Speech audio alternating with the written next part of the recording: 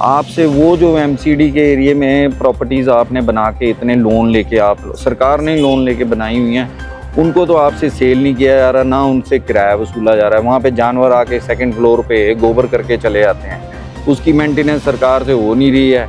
और यहाँ पे जो बंदे अपने घर बना के रह रहे हैं या कोई खेती कर रहा है उस लैंड पे या कुछ बागवानी कर रहा है, उनको आप लैंडलेस करने चलें। अपने एसेट तो आप पहले संभाल लो। ये लड़ाई ख़त्म होने वाली नहीं है। अगर आप बोलो कि ये ख़त्म होगी, नहीं होगी। ये बहुत हर घर घर में आक्रोश है। इससे पहले बहुत बड़ा आंदोलन शुरू हो, आपने जो ये कदम उठाया है वापस लो। ये आखिरी चेतावनी है। लोगों को अब इतने साल 50-60 साल हो गए लोगों को बेचारों को बैठे हुए, तो अब एकदम ही ऐसा उन्होंने निकाल दिया कि तो है तो गलती बात है। सरकार का ऐसा फैसला आना कि इनको घरों से वंचित कर दिया जाए, इनके मकानों को गिरा दिया जाए, बिल्कुल गलत है। जो लोग भी यहाँ रहते हैं वो बहुत गरीब हैं। तो हम उसके लिए इकट्ठे हुए हैं क्योंकि ये ज़मीनें वे हमें ऐसे तो इन ज़मीनों पे बैठ नहीं गए हैं। हमें 40-50 साल से ज़्यादा टाइम हो गया है और ये ज़मीनें हमें पंचायत ने अलॉट की हुई थी। हिमाचल प्रदेश हाई कोर्ट द्वारा 5 अगस्त 2025 को सुनाए गए फैसले ने हजारों परिवारों की चिंता बढ़ा दी है। कोर्ट ने आदेश दिया है कि प्रदेश की सभी सरकारी भूमि से कब्जे हटाए जाएं, चाहे वे कृषि, आवासीय या अन्य किसी भी प्रकार की हो। इस फैसले के विरोध में प्रभावित लोग अब एकजुट होकर सरकार से मांग कर रहे हैं कि इस मुद्दे पर जल्द कदम उठाया जाए। प्रभावित परिवारों का कहना है कि वे किसी प्रकार के नाजायज कब्जेदारी नहीं हैं। कई परिवारों ने बताया कि 40-50 साल पहले पंचायतों ने उन्हें ज़मीन अलॉट की थी। उस समय ये क्षेत्र बंजर व पथरीले थे, लेकिन मेहनत करके लोगों ने इन्हें खेती योग्य बनाया और घर बसाए। आज यही जगह न सिर्फ आबाद है बल्कि टैक्स और जीएसटी के माध्यम से सरकार को आय भी दे रही है।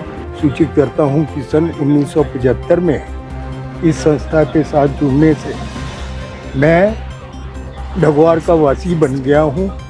और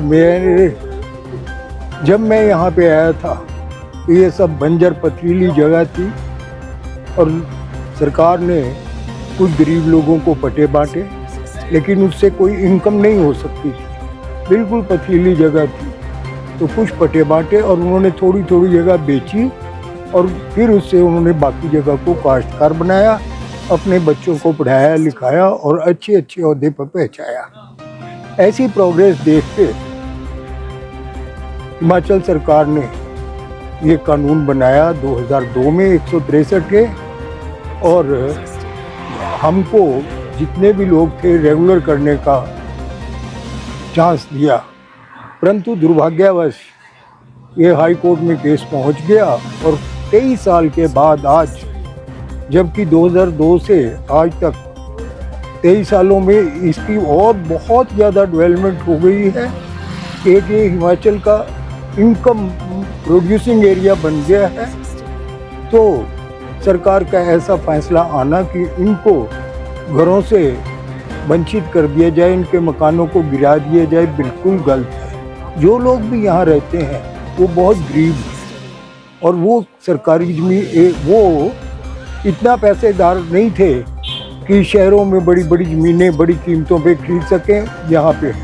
और कुछ लोग यहाँ अपना बिजनेस करके गवर्नमेंट को बहुत ज़्यादा जीएसटी दे रहे हैं। इनकम टैक्स और पेयर्स बहुत हैं जो कि, और साथ साथ ऐसा हो रहा है कि यदि अब इसको ऐसा किया जाए, उखाड़ा जाए, तो ये बिल्कुल बंजर हो जाएगी। सरकार की इनकम बिल्कुल बंद हो जाएगी। पहले ही सरकार के पास कोई पैसा नहीं है, इसलिए सरकार को इसके ऊपर दोबारा विचार करके, बहुत अच्छे अच्छे एडवोकेट हैं सरकार के पास, उनको हाई कोर्ट में भेजें या सुप्रीम कोर्ट में भेज के इन सब लोगों के साथ न्याय निश्चित करें।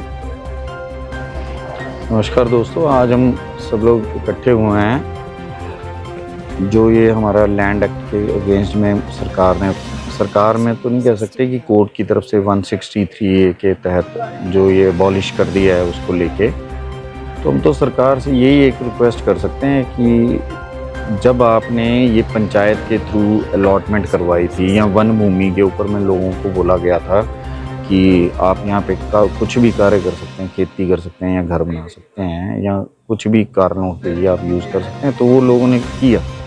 तो कहीं ना कहीं तो सरकार का ही इसमें सबसे पहले अलॉटमेंट के लिए सरकार ने ही तो कोई ना कोई प्रावधान निकाला होगा ना, तभी पंचायत सेक्रेटरी ने या पंचायत वालों ने इसको अलॉटमेंट किया। तो आज इतने सालों के बाद अगर हम इस चीज़ को लेके डिफेंड करते हैं कि ये नहीं हो सकता है, ये सब चीज़ें, ये तो गलत भी है और सही भी है, क्योंकि चलो सरकार की भूमि है, लेकिन हमने इन चीज़ों पे लगान भी पे कर रखा है, हाउस टैक्स भी दे रहे हैं। कहीं ना कहीं सरकार ने हमसे अगर वन भूमि में खेती की है, किसी ने कुछ किया, तो उसका GST भी पे किया है उसने, या टैक्स भी दिया होगा कुछ ना कुछ।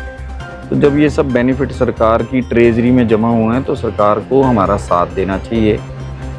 अगर पब्लिक है तो सरकार है। और रही बात जुडिशरी जो होती है वो क्राइम को रोकने के लिए बनी रहती है, और जो भी लोग लॉ एंड ऑर्डर को नहीं मानते उनके लिए होती है। एक्सेप्टेड कि ये लॉ एंड ऑर्डर को नहीं माना गया, लेकिन किसी न किसी लॉ के तहत ही तो आप लोगों ने ये अलॉटमेंट किया था लैंड का।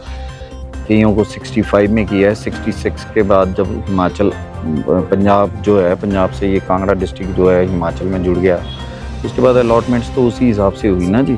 तो आप उस चीज़ को लेके करें, और जो भी इसकी रजिस्टर्ड वैल्यू बनती है वो सरकार हमसे ले ले, तो हम लोग दे देंगे उसको। 2-3-4 किस्तों का प्रावधान रखे सरकार, और उसमें हम पे करते हैं। और दूसरी बात ये है कि अगर हम लोगों को आप यहाँ से लैंडलेस करते भी हैं, तो क्या सरकार के पास कोई दूसरा फार्मूला है, या जिस जुडिशरी ने इसका फैसला सुनाया क्या उसके पास में इस चीज़ का कोई प्रावधान है कि जो बंदे या जो फैमिलीज लैंडलेस होंगे उनको घर कहीं पे प्रोवाइड कराया जाएगा।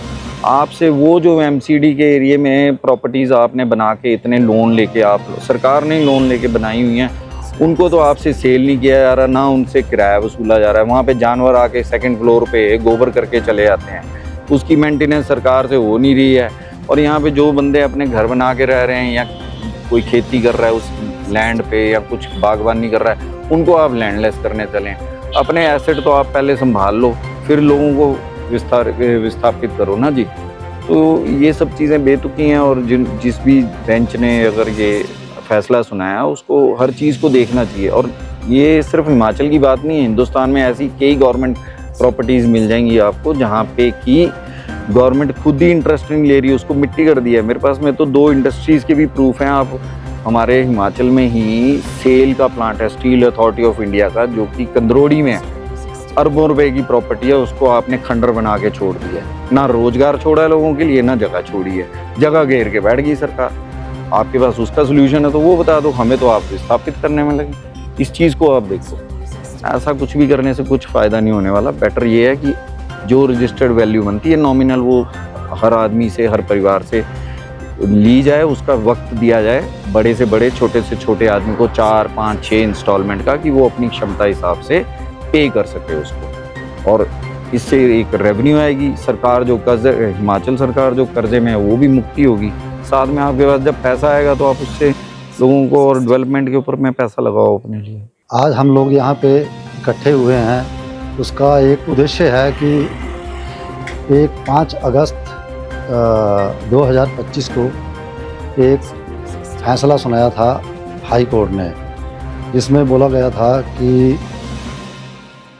जो भी सरकारी भूमि पे जितने भी कब्जे हैं उनको हटाया जाए, चाहे वो किसी भी प्रकार के हैं, चाहे वो फ्रेश से रिलेटेड हैं, चाहे वो DC लैंड है, चाहे अलॉटमेंट है, जैसा भी है, सभी कब्जे वहाँ से हटाए जाएं। ऑल टाइप ऑफ लैंड उसमें लिखा हुआ है साफ। तो हम उसके लिए इकट्ठे हुए हैं, क्योंकि ये ज़मीनें वे हमें ऐसे तो इन ज़मीनों पे बैठ नहीं गए हैं, हमें 40-50 साल से ज़्यादा टाइम हो गया है, और ये ज़मीनें हमें पंचायत ने अलॉट की हुई थी।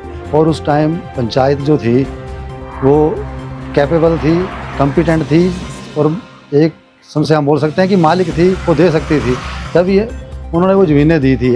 किसी ने ऐसे नाजायज़ कब्जा नहीं किया हुआ था उसके ऊपर। तो आज जो ये डिसीज़न किया है, ये जन कल्याण के बिल्कुल गलत है। जनता के ऊपर जो थोप दिया है, बहुत गलत है। इससे कई लोग बेघर हो जाएंगे, कई लोग ऐसे हैं जो बिल्कुल भूमिहीन है, जिनके पास और कोई ज़मीन नहीं है सर। इस तरीके से तो वो भूमिहीन हो जाएंगे। सरकार उनको कहाँ पे ज़मीन मुहैया कराएगी या फिर उनको मकान बना के देगी। उससे बेहतर है कि यहाँ से ही ना उनको जाने, उनसे एक जो वहाँ का एक स्टैंप ड्यूटी या जो रेवेन्यू बनता है वो सरकार उनसे जमा करवा ले, या जैसे ये हिमुडा में होता है कि 99 ईयर की लीज़ देके सरकार उनसे पैसे जमा करवा देती है। सरकारी भूमि, वो भी तो सरकारी भूमि ही देती है उसमें हिमुडा में। तो अगर हिमुडा वाले सरकारी भूमि प्लॉट करके किसी को 99 ईयर की लीज़ दे सकते हैं, तो यहाँ पे क्या है, यहाँ भी वैसे कर सकते हैं। तो ऐसा कोई प्रोविज़न बना दे। और इस जो ये निर्देश, जो ये कोर्ट ने जो आदेश निकाले हैं, इनके जो फैसला निकाला है, इसके खिलाफ हम चाह रहे हैं कि हम सभी इकट्ठा होकर एक रैलियां निकालें, जन विरोध जो करें, उससे एक मैसेज आए और सरकार इसके लिए एक अपील सुप्रीम कोर्ट में दायर करे और इसके ऊपर स्टे ले और इसके लिए एक नई पॉलिसी बनाए, जिससे लोग जो है बेघर होने से बच जाएं और इसको नियमित करने के लिए कोई नई पॉलिसी तैयार करें। हमारी चेतावनी गवर्नमेंट को ये है कि जल्दी से जल्दी ये जो आपने ये मुद्दा दुनिया पे उठाया है, इसको जल्दी वापस दें। ऐसा ना हो बहुत बड़ा आंदोलन शुरू हो जाएगा। इससे पहले आप सोच लो, ये लड़ाई ख़त्म होने वाली नहीं है। अगर आप बोलो कि ये ख़त्म होगी, नहीं होगी, ये बहुत हर घर घर में आक्रोश है। इससे पहले बहुत बड़ा आंदोलन शुरू हो, आपने जो ये कदम उठाया है वापस करो। ये आखिरी चेतावनी है। मांग ये है कि जिन लोगों ने थोड़ा बहुत ज़मीन वाले हैं, कम ज़मीन वाले हैं, जिन्होंने मकान डाले हुए, वो मकान वालों को जो है असाई कर देना चाहिए, उनको कब्जे दे देना चाहिए। ठीक है ना। गरीब आदमी है सारे, बहुत लिमिटेड ज़मीन कंट्रोल कर रखी है ज़मीन, तो उनको बेघर नहीं करना चाहिए, बेदखल नहीं करना चाहिए। मैं तो ये चाहता हूँ हर एक आदमी को अधिकार मिलना चाहिए रहने का, जीने का और खाने पीने का। ये मेरे का मौलिक अधिकार में लिया जाता है। ये जो हमारी जो ज़मीनों का जो सारा चक्कर चला हुआ है, हम लोग मैं अपनी जगह की बात करूँ, हमारी ये 72 में मिली थी और 72 में जो हम भूमिहीन थे उनको मिली थी और उसके बाद हमें ये कृषि के लिए दी गई थी ज़मीनें। लेकिन धीरे धीरे इसका हम बार बार जब ये सरकारें आती रही, हम सरकार को बोलते रहे कि इन्हें हमारी जो पट्टे हैं इनको रेगुलर किया जाए, लेकिन आज दिन तक इन्होंने सरकारों ने नहीं किया। 2002 में पॉलिसी जरूर बनाई, लेकिन वो भी लास्ट में अभी जो 5 अगस्त का निर्णय आया उसमें वो मतलब हमारी फेवर में नहीं गया। हम यही चाहते हैं सरकार से, जो सरकार के चुने हुए नुमाइंदे हैं उनसे यही चाहते हैं कि हमारे लिए कोई अच्छी पॉलिसी बनाए, ताकि ये जितनी ज़मीनें हैं वो रेगुलर हो जाए। अगर कोई एनक्रोचमेंट में बैठा है तो उनको भी रेगुलर किया जाए। सरकार से हमारी यही मांग है कि ये जो भी हमारी ज़मीन है, हमारे मकान है, वो हमारे नाम किए जाए। तो इसके अलावा हमारे पास कोई ज़मीन नहीं है, हम कहीं भी नहीं जा सकते हैं। है तो गलती कर ले सरकार दी भी, ऐसी बात नहीं है। कम से कम लोगों को अब इतने साल 50-60 साल हो गए लोगों को बेचारों को बैठे हुए, तो अब एकदम ही ऐसा उन्होंने निकाल दिया। तो है तो गलती बात। तो हम सरकार से, हिमाचल सरकार से यही अनुरोध करेंगे कि वो भी कुछ इस मामले में कोई अपना योगदान दे। और वैसे बस सभी इकट्ठे होंगे तभी बात बनेगी, नहीं ऐसा ही है।